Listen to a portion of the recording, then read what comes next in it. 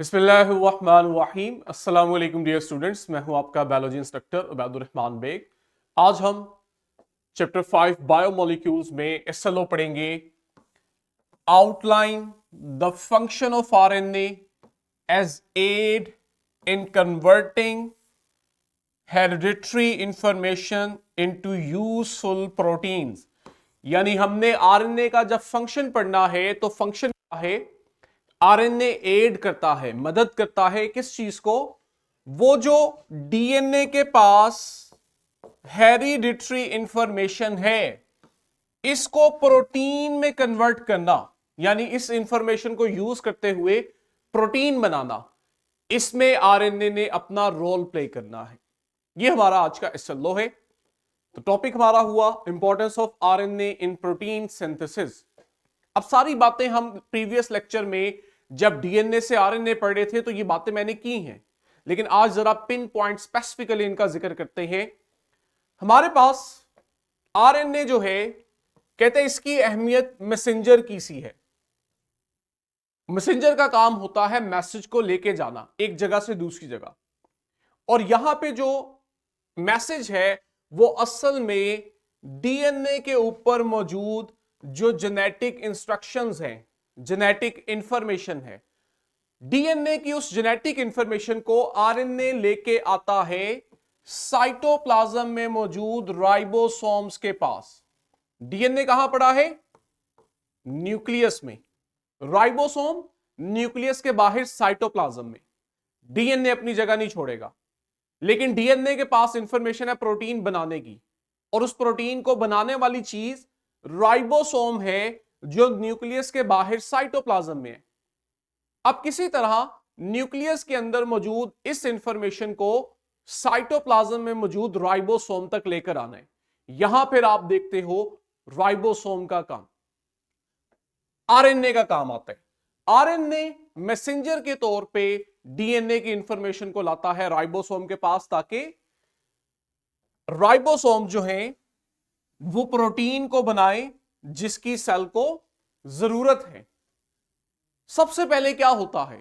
सबसे पहले हम देखते हैं कि डीएनए का एक सेगमेंट, जिसे बच्चों आप जीन कहते हो, जीन डीएनए का वो सेगमेंट होता है जिसके पास प्रोटीन बनाने की इंफॉर्मेशन होती है। आई रिपीट, जीन डीएनए का वो सेगमेंट है जिसके पास प्रोटीन बनाने वाली इंफॉर्मेशन है। तो सबसे पहले हम देखते हैं कि इस जीन की डीएनए की कॉपी बनती है। जीन की जो कॉपी बनती है इसे आप कहते हो मैसेंजर आरएनए। यानी डीएनए का जो जीन है उसके पास जो इंफॉर्मेशन होती है वो ट्रांसफर कर दी जाती है मैसेंजर आरएनए को। कैसे?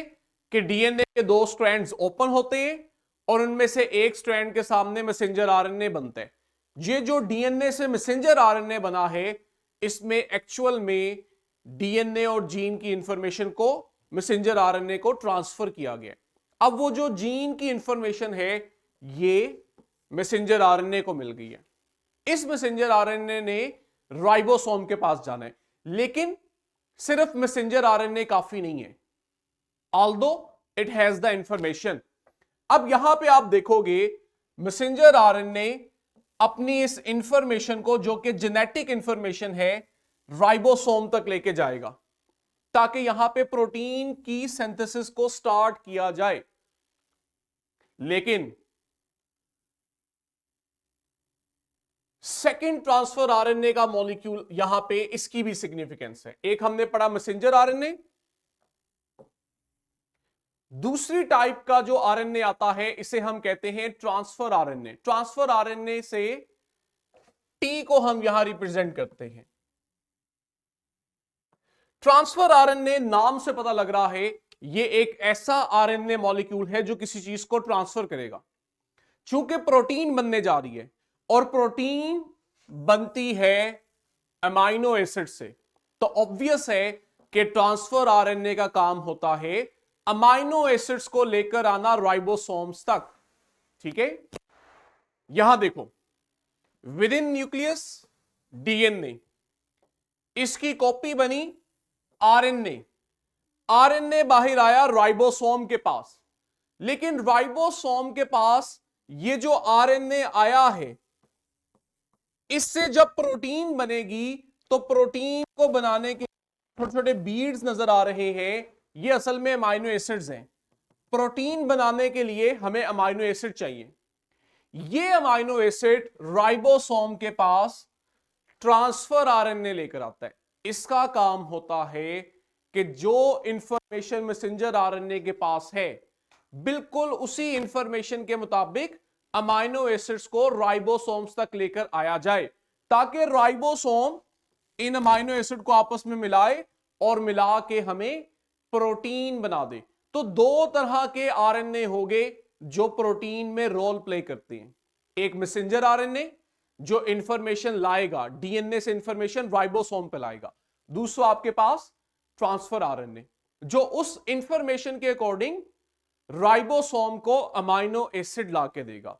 एक और भी आरएनए होता है, इसका भी प्रोटीन की सिंथेसिस में बहुत इंपॉर्टेंट रोल होता है और इसको आप कहते हो आरएनए। यहां स्मॉल आर से मतलब है राइबोसोमल आरएनए, और आपको नाम से आइडिया होगा कि राइबोसोमल आरएनए इसलिए कहा जाता है इसे, ये राइबोसोम का हिस्सा होता है।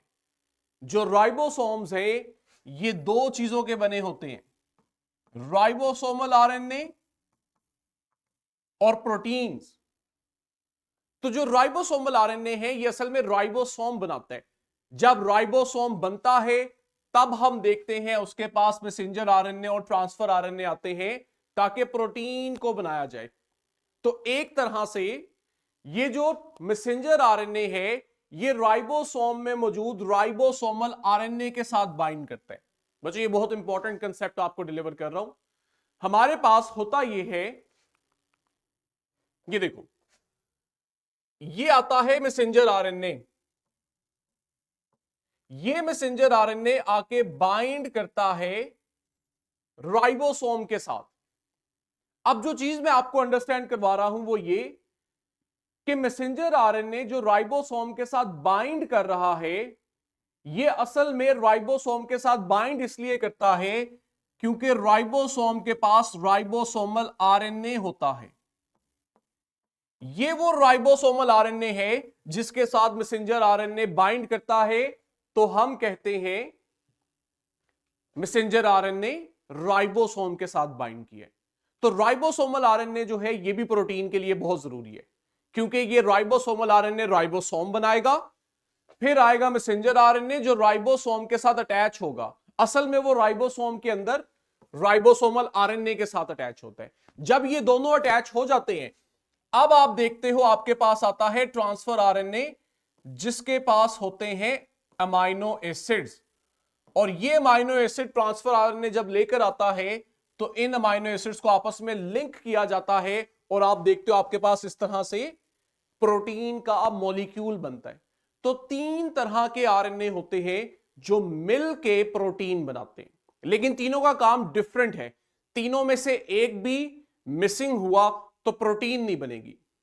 एक आरएनए वो है जो डीएनए के पास इंफॉर्मेशन को लेकर आएगा राइबोसोम तक। आप कहोगे ये मैसेज डिलीवर कर रहा है, इसका नाम है मैसेंजर आरएनए। दूसरा आरएनए वो होता है जो राइबोसोम को बना रहा होता है। ये मैसेंजर आरएनए जब राइबोसोम के साथ अटैच होता है तो वो असल में राइबोसोमल आरएनए के साथ अटैच होता है। जब ये दोनों आपस में अटैच हो जाते हैं, अब आप देखते हो तीसरा आरएनए आता है ट्रांसफर आरएनए। ट्रांसफर आरएनए का नाम ट्रांसफर इसलिए है क्योंकि ये प्रोटीन सिंथेसिस के दौरान अमाइनो एसिड्स को ट्रांसफर करता है राइबोसोम के पास। जब ट्रांसफर आरएनए अमाइनो एसिड्स को लेकर आता है तब राइबोसोम उन अमाइनो एसिड्स को आपस में लिंक करके उनकी प्रोटीन बना देता है। तो इस तरह से हम कहते हैं कि आरएनए जो है ये इंश्योर करता है कि जो जेनेटिक कोड है, जेनेटिक इंफॉर्मेशन है, उसकी एक्यूरेट ट्रांसलेशन हो। अच्छा, ट्रांसलेशन से मुराद है प्रोटीन की सिंथेसिस। ठीक है, ट्रांसलेशन से मुराद प्रोटीन सिंथेसिस है, ये हमारे नेक्स्ट टॉपिक में आएगा। तो आरएनए वो मॉलिक्यूल है जो डीएनए वाली इंफॉर्मेशन को राइबोसोम तक लाता है ताकि राइबोसोम फिर आगे से उससे प्रोटीन बनाए। जरा अपनी बुक की डायग्राम को देखो, ये आपके पास है मैसेंजर आरएनए। इस डायग्राम में ना दो टर्मिनोलॉजीज हैं बच्चों जो मैंने इंटेंशनली यहां लेबल की हैं, आल्दो कि आपको ग्रेड 11 में इनकी जरूरत पड़ेगी, लेकिन चूंकि आप सारा प्रोसेस अभी समझ रहे हो तो मैं चाहता हूं ये दो टर्मिनोलॉजी आप अभी अंडरस्टैंड करो। हमारा मैसेंजर आरएनए जो है ये आके राइबोसोम के साथ अटैच हो जाता है, और मैंने आपको बताया है कि असल में यहां राइबोसोमल आरएनए होता है जिसके साथ ये मैसेंजर आरएनए बाइंड करता है। अब होता यह है कि मैसेंजर आरएनए के पास ये देखो न्यूक्लियोटाइड्स हैं, ये तो आपको समझ आ गई हुई है ना, साइटोसिन, यूरासिल, एडेनिन, गवानीन, ये न्यूक्लियोटाइड्स हैं जो मैसेंजर आरएनए पे मौजूद हैं। अब जो अगली इंफॉर्मेशन बताने लगा हूं इसको ध्यान से सुन लें। जब प्रोटीन बन रही होती है बच्चों, तो मैसेंजर आरएनए के ऊपर ये जो न्यूक्लियोटाइड्स होते हैं ना, इन्हें सिंगल सिंगल नहीं पढ़ा जाता। आई रिपीट, मैसेंजर आरएनए के ऊपर ये जो न्यूक्लियोटाइड्स होते हैं इन्हें अलग अलग सिंगल सिंगल नहीं पढ़ा जाता, बल्कि 3 न्यूक्लियोटाइड्स को मिला के पढ़ा जाता है। ठीक है, मैसेंजर आरएनए के ऊपर जो 3 न्यूक्लियोटाइड्स होते हैं इन्हें मिला के पढ़ा जाता है। ये 3 न्यूक्लियोटाइड्स एक अमाइनो एसिड को कोड करते हैं। आई रिपीट, मैसेंजर आरएनए के ऊपर 3 न्यूक्लियोटाइड्स एक अमाइनो एसिड को कोड करते हैं, तो इसीलिए एक अलग न्यूक्लियोटाइड को नहीं पढ़ा जाता। मैसेंजर आरएनए के 3 न्यूक्लियोटाइड्स इकट्ठे ट्रांसलेट होते हैं, इकट्ठे डीकोड होते हैं, इकट्ठे पढ़े जाते हैं। ये जो 3 न्यूक्लियोटाइड्स होते हैं जो एक अमाइनो एसिड को कोड करते हैं, बच्चों आप इन 3 न्यूक्लियोटाइड्स के कॉम्बिनेशन को कोडोन कहते हो। ये बड़ी इंपॉर्टेंट इंफॉर्मेशन है जो आप ग्रेड 11 में पढ़ते हैं। मैसेंजर आरएनए के वो 3 न्यूक्लियोटाइड्स जो एक अमाइनो एसिड को कोड करते हैं, हम इन्हें कोडोन कहते हैं। तो कोडोन वो 3 न्यूक्लियोटाइड्स हैं जो मैसेंजर आरएनए पे होते हैं। ये दोनों इंफॉर्मेशन याद रहनी चाहिए। तादाद में 3 है, लेकिन मैसेंजर आरएनए पे होते हैं, डीएनए के लिए नहीं आप कहते। मैसेंजर आरएनए के वो 3 न्यूक्लियोटाइड जो एक अमाइनो एसिड को कोड करें उन्हें कोडोन कहते हैं। अब जरा ध्यान से सुनो, ये जो ट्रांसफर आरएनए है ये लेकर आता है अमाइनो एसिड को। देख रहे हो यहां पे कि ट्रांसफर आरएनए अमाइनो एसिड को लेकर आता है, लेकिन ये ट्रांसफर आरएनए आके राइबोसोम पे लैंड करता है। जब ट्रांसफर आरएनए राइबोसोम पे आके लैंड करता है तो ये वहां मैसेंजर आरएनए के साथ अटैच होता है। अब ट्रांसफर आरएनए ने मैसेंजर आरएनए के साथ जब अटैच होना है तो जरा ये देखो, जैसे मैसेंजर आरएनए के पास 3 न्यूक्लियोटाइड्स का कोडोन है, बिल्कुल वैसे ही अगर आप नोटिस करो तो ट्रांसफर आरएनए के पास भी 3 न्यूक्लियोटाइड्स का कॉम्बिनेशन है। देख रहे हो, ट्रांसफर आरएनए के 3 न्यूक्लियोटाइड्स मैसेंजर आरएनए के 3 न्यूक्लियोटाइड्स से अटैच होते हैं। मैसेंजर आरएनए के 3 न्यूक्लियोटाइड्स को आप कहते हो कोडोन, लेकिन ट्रांसफर आरएनए के जो 3 न्यूक्लियोटाइड्स हैं इन्हें बच्चों हम कहते हैं एंटीकोडोन। कोडोन के ऑपोजिट है ना, ये देखो, कोडोन के पास साइटोसिन है तो ट्रांसफर आरएनए के पास गवानीन है। कोडोन के पास गवानीन है तो ट्रांसफर आरएनए के पास साइटोसिन है।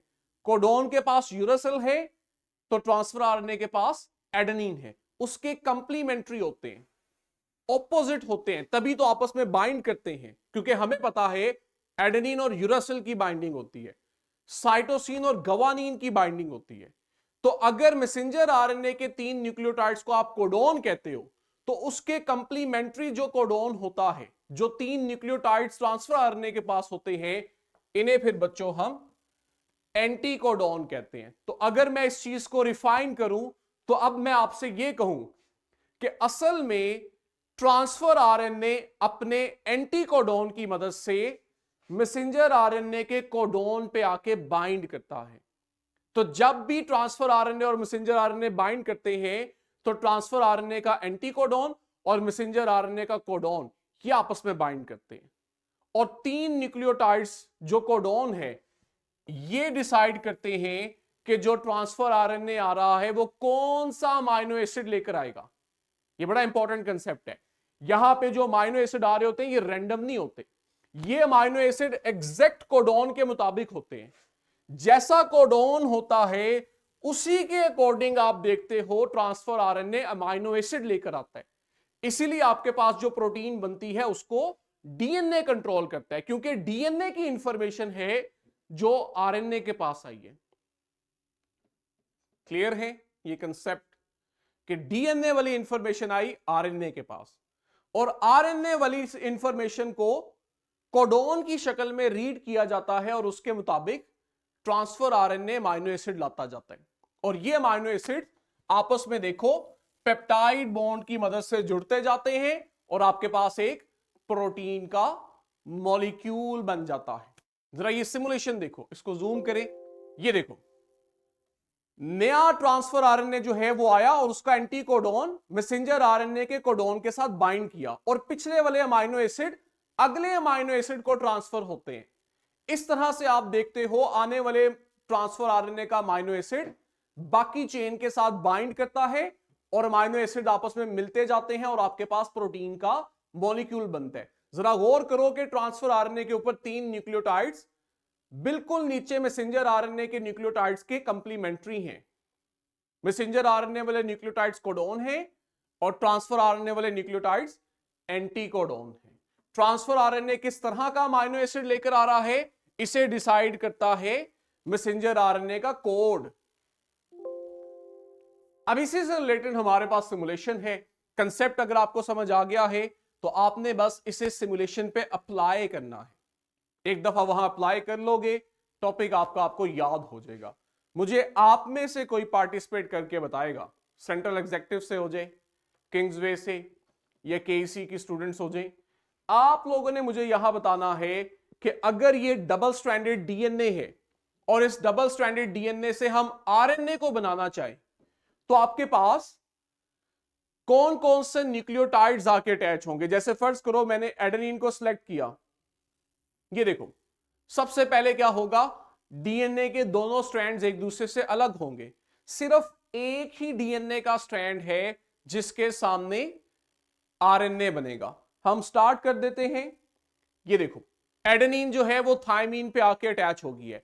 अब नीचे वाले न्यूक्लियोटाइड्स डीएनए के न्यूक्लियोटाइड्स हैं, लेकिन इसके सामने आरएनए के न्यूक्लियोटाइड्स आके बाइंड करेंगे। ये देखें चूंकि आरएनए के अंदर यूरेसिल होती है इसलिए आप देखो एडेनिन के सामने यूरेसिल लगी है, थायमीन नहीं लगी, जबकि जो डीएनए था वहां पे थायमीन थी। तो क्विकली हम इसको करते हैं, आप अपने क्लास में इसको बोलते जाओ ताकि आपकी पार्टिसिपेशन होती जाए, आपको चीजें याद होती जाए। आगे एडेनिन है तो यूरेसिल आ रहा है, इसको जूम कर लें, अगेन यूरेसिल। साइटोसिन है तो जो ट्रांसफर आरएनए जो आरएनए बन रहा है वहां गवानीन आएगी। थायमीन के सामने एडेनिन आएगी, गवानीन के सामने cytosine, uracil, cytosine, uracil, adenine, adenine, cytosine, uracil, cytosine, guanine, cytosine, adenine, uracil, cytosine, cytosine, guanine, cytosine, adenine, cytosine, uracil, guanine, uracil और गवानीन। ये आपके पास मैसेंजर आरएनए का मॉलिक्यूल बन गया है। ये जो अब आपके पास मैसेंजर आरएनए का मॉलिक्यूल बना है बच्चों, अब हमने इसकी करनी है ट्रांसलेशन, यानी इससे बनानी है प्रोटीन। ये वही चीज है जो आप इस सिमुलेशन में भी कर सकते हो।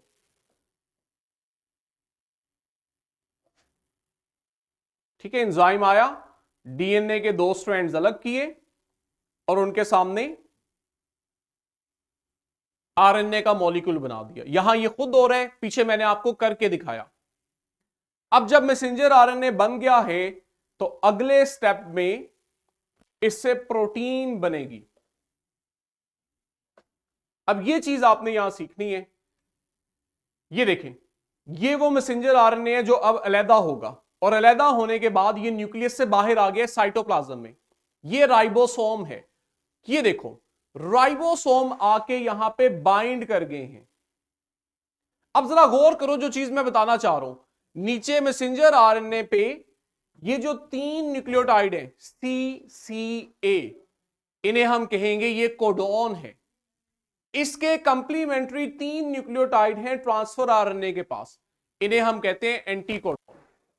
ट्रांसफर आरएनए आता है और वो आके मैसेंजर आरएनए के साथ बाइंड करता है, लेकिन हर ट्रांसफर आरएनए ने आगे अपनी एक अमाइनो एसिड को लेकर आना होता है। ट्रांसफर आरएनए आता जाता है और अपने अमाइनो एसिड को साथ लेकर आता है।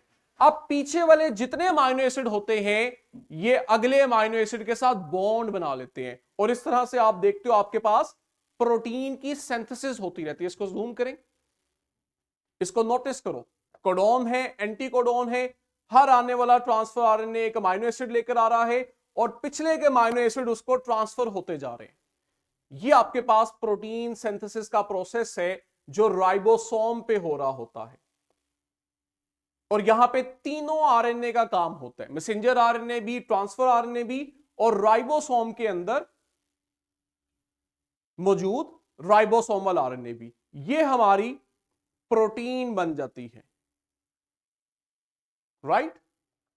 इसी सारे प्रोसेस को बच्चों आपने लास्ट टॉपिक में पढ़ना है, जो हमारा टॉपिक 5.10 है, उसको अपनी बुक्स में ओपन करो। यही सब कुछ है कि किस तरह से डीएनए की इंफॉर्मेशन, आपने सेकंड स्लाइड ओपन की हुई है 5.10, वो बस ओपन करें।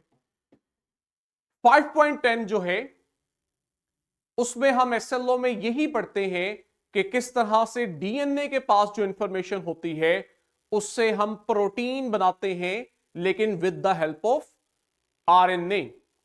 अभी जो आपने देखा, ये देखो,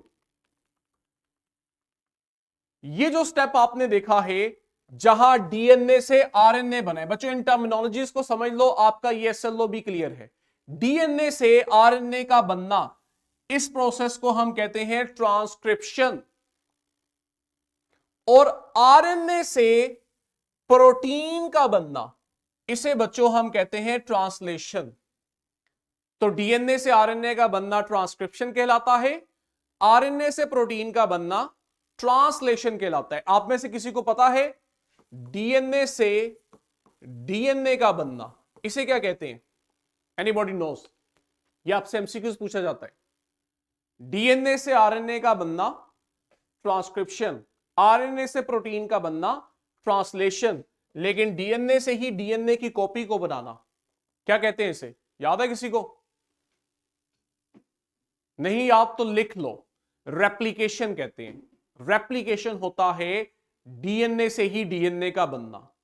अब जरा गौर करो, ये जो प्रोसेस हुआ है जहां पहले डीएनए से आरएनए बना यानी ट्रांसक्रिप्शन हुई, फिर आरएनए से प्रोटीन बना यानी ट्रांसलेशन हुई। बच्चों इस प्रोसेस को बायोलॉजिकली हम सेंट्रल डॉग्मा कहते हैं। अब जो टर्मिनोलॉजी समझा रहा हूं इनको अंडरस्टैंड करो। डीएनए से आरएनए और आरएनए से प्रोटीन का बनना, इस सारे प्रोसेस को आप सेंट्रल डॉग्मा कहते हो।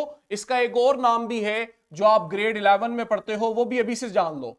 इसी को हम जेनेटिक एक्सप्रेशन कहते हैं। जेनेटिक एक्सप्रेशन का मतलब होता है डीएनए के पास जो जेनेटिक इंफॉर्मेशन है उसे एक्सप्रेस करवा के प्रोटीन बनाई जाए। ठीक है, डीएनए की इंफॉर्मेशन को एक्सप्रेस करवा के प्रोटीन बनाई जाए, लेकिन यह काम डायरेक्टली नहीं होता।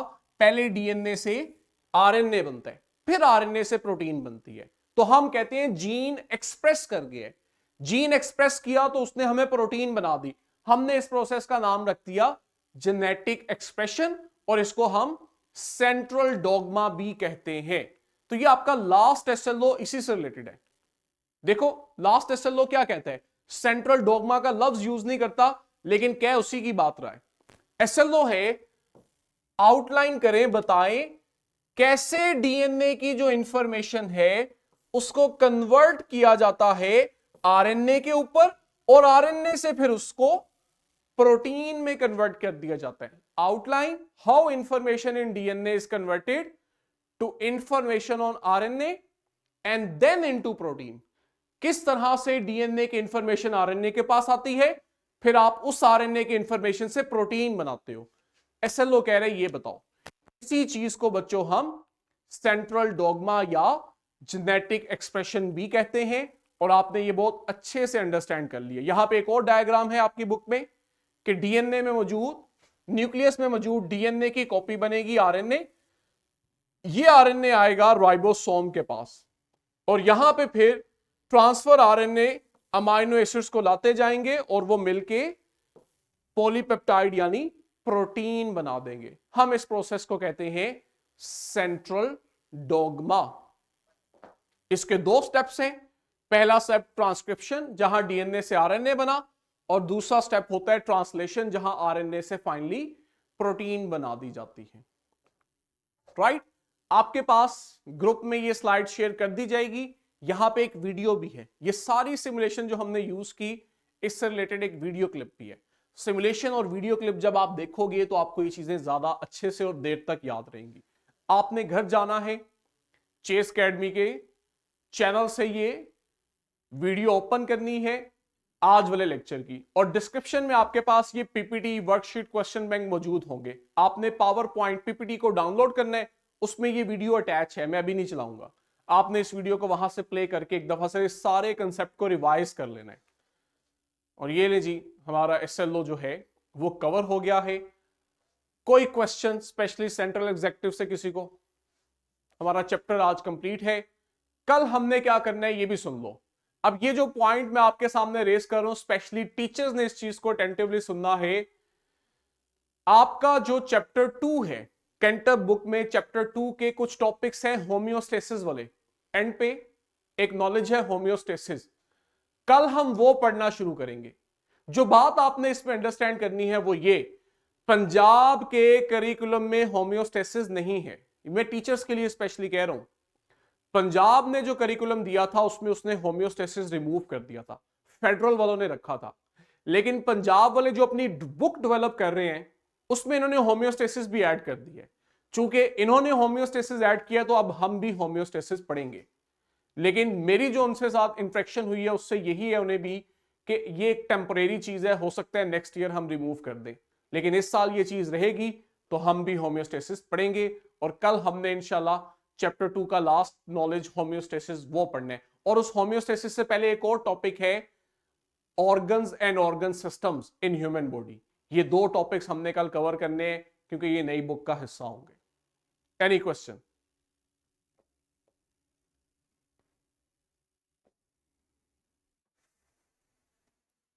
हाँ जी बोलो।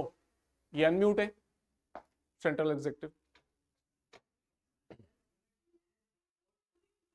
आपकी बच्चे वॉइस बहुत लो है, थोड़ा ऊंची बोलो।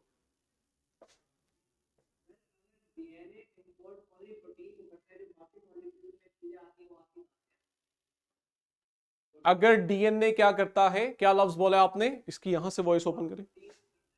थोड़ा सा बच्चे रुको, हम अपनी स्क्रीन से वॉइस ज्यादा करें पहले। अब बोले।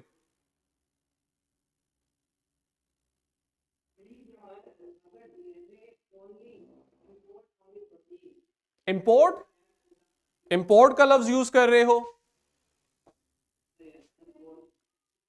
इंपोर्ट कह रहे हो ना?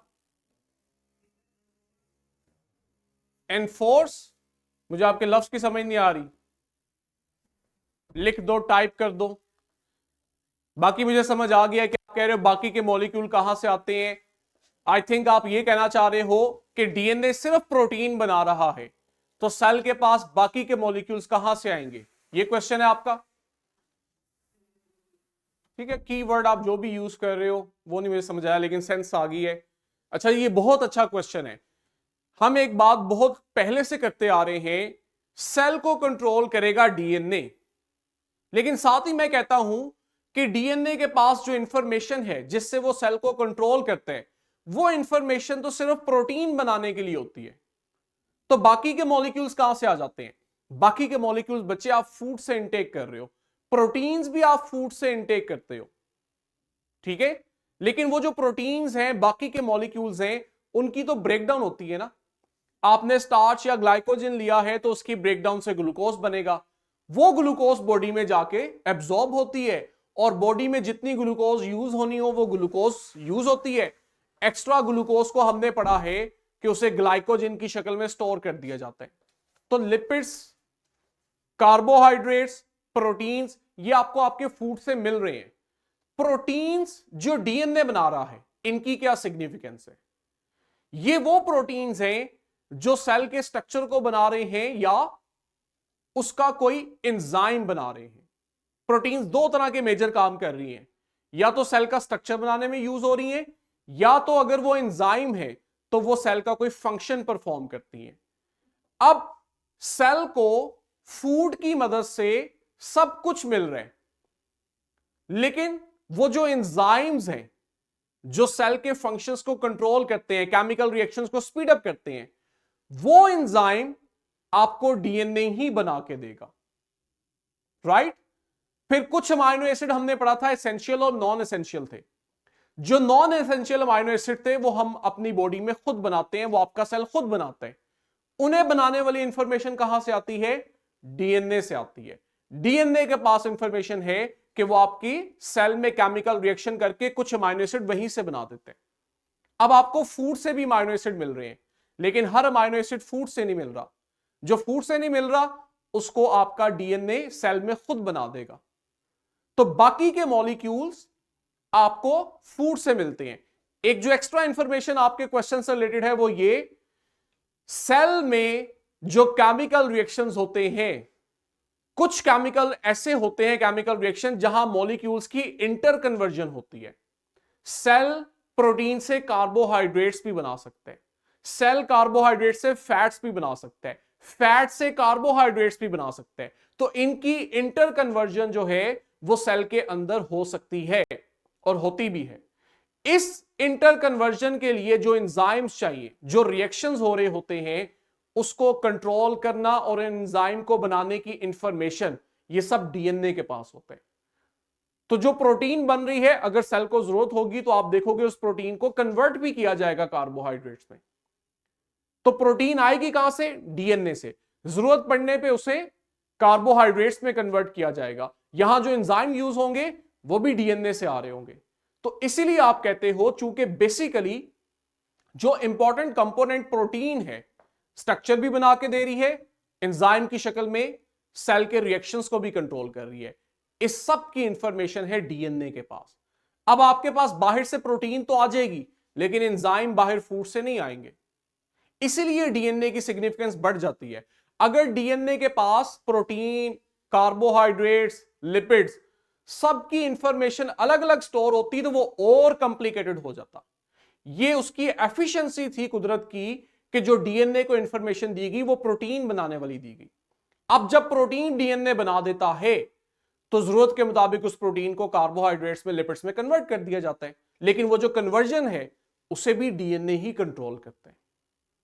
तो इस तरह से सेल जो है वो अपनी बाकी की रिक्वायरमेंट्स को पूरा करता है, फूड के जरिए भी, और जरूरत पड़ने पे उस प्रोटीन, कार्बोहाइड्रेट्स और लिपिड्स को आपस में एक दूसरे के साथ इंटर कन्वर्ट करवा के भी। और कोई क्वेश्चन?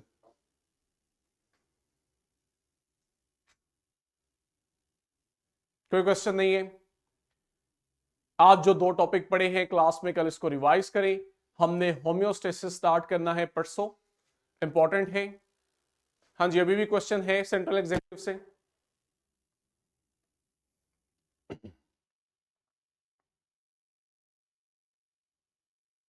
चले जी, तो क्वेश्चन। अल्लाह हाफिज।